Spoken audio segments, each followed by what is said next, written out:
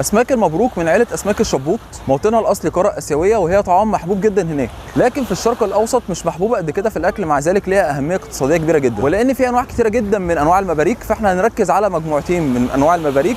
المجموعه الاولانيه هي مجموعه المبروك الصيني، والمجموعه الثانيه هي مجموعه المبروك العادي.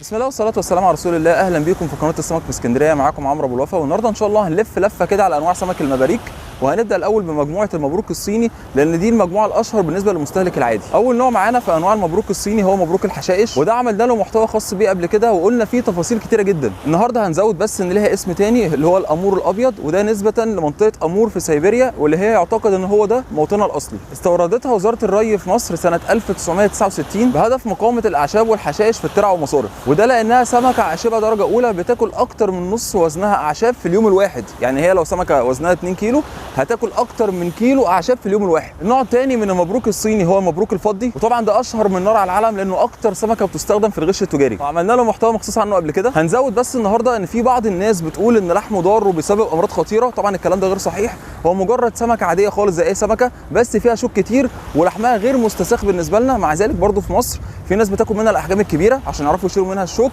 وكمان بيخدموا اللحم كويس بحيث يبقى طعمه كويس. وهي مساله اذواق في الاخر. برضو سمكه المبروك الفضي اسمها كده عشان على جسمها قشور لونها فضي. كمان ليها اسم تاني اللي هو فلاين كارب او المبروك الطائر، وده لان هم شافوه كذا مره في الطبيعه بينط نطات كبيره جدا فوق الميه، ممكن يوصل لارتفاعها 3 متر. ده غالبا بيحصل لما بيحس بتوتر او بيحصل حاجه تفزعه في الميه. طب ايه هي فائدته الاقتصاديه؟ سمكه السيلفر عندها حاجه اسمها نتوءات خيشوميه. النتوءات الخيشوميه دي بالظبط عامله زي السفنجه، تعدي فيها الميه من غير طحالب تطلع منها ميه نظيفه من الناحيه الثانيه. فسمكه السيلفر كل اكلها عباره عن طحالب وعوالق نباتيه، وهي تقريبا بتاكل اقل من ربع وزنها بشويه من الحاجات دي، بالتالي هي بتساعد على تنظيف الميه بشكل كبير جدا. سمكه السيلفر استوردتها مصر من اليابان سنه 1962 بهدف الاستزراع لانه غير مكلف ومعدل نموها عالي جدا. كمان اضافوها لبحيره السد العالي للاستفاده من خصائصها. النوع الثالث من المبروك الصيني هو المبروك كبير الراس، ودي شبه سمكه السيلفر قوي بس لونها غامق وراسها كبيره شويه. استوردها القطاع الخاص في مصر سنه 1982 بهدف الاستزراع لان معدل نموها عالي اكتر من سمكه السيلفر، بس في نفس الوقت كانت المشكله ان راسها الكبيره دي بتاخد جزء كبير من وزنها.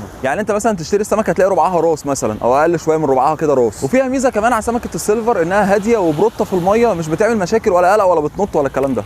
النوع الرابع من المبروك الصيني هو المبروك الاسود او مبروك القواقع، وده شبه مبروك الحشائش قوي بس لونه رمادي غامق من الظهر ولونه رمادي فاتح من البطن. استوردته مصر سنه 1993 بهدف الدراسه عشان تشوف قدرته في اكل قواقع بلهارسيا، وفعلا الدراسات اثبتت انه بيقدر يكسر القواقع بتاعت بلهارسيا وياكل الحيوان اللي جواها، ومش بيقرب خالص على السمك الصغير او الزريعه الا لما يجوع لمده يوم كامل. معنى كده ان لو القواقع متوفره قدامه طول الوقت مش هيقرب خالص من السمك الصغير ولا الزريعه، ومش هياكل حاجه ثانيه خالص غير القواقع. طبعا في انواع ثانيه كتير من المبروك الصيني بس اللي احنا قلناهم دول اهمهم. نخش بقى على المجموعه الثانيه اللي احنا هنركز عليها وهي مجموعه المبروك العادي. اول واحد فيهم هو اهم نوع في كل انواع المباريك، هو المبروك القشري او الشائع او الاوروبي، ويطلق عليه اللي هو بيج بيلي كارب اللي هو المبروك كبير الكرش او المبروك ابو كرش كبير، لانه بيوصل لاحجام كبيره جدا خلال 6 شهور وبيبقى كرشه مدلدل وبيتحمل الظروف البيئيه قاسيه جدا. واستوردته مصر من اندونيسيا سنه 1934. النوع الثاني في مجموعه المبروك العادي وهو ثاني الانواع اهميه في انواع المباريك كلها هو مبروك المرايه او المبروك اللامع، وده يتميز ان القشور على جسمه غير منتظمه،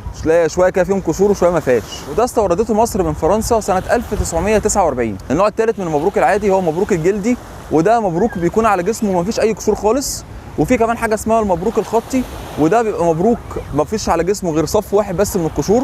والمبروك الخطي ده بيكون هجين بين المبروك القشري اول واحد خالص وبين المبروك الجلدي. اخر نوعين دول مش مهمين قد كده، اللي هم المبروك الجلدي ومبروك الخطي مش مهمين قد كده لان معدل النمو بتاعهم اقل ب 30%، واحيانا بتحصل مشاكل جينيه بتتسبب في موت الولده. بالنسبه للاكل يمكن اكل سمكه المبروك يعني ثقافه مش شائعه قوي في اسكندريه، لكن الناس القديمه في المجال قالوا لي ان سمكه المبروكه دي هي اللي بيتعمل منها اكله اسمها الفيش فينجر، وان طعمها بيكون حلو جدا في الاكله دي بالذات. يا رب المحتوى يكون عجبكم، ما تنسوش تشتركوا في القناه وصلوا على النبي صلي.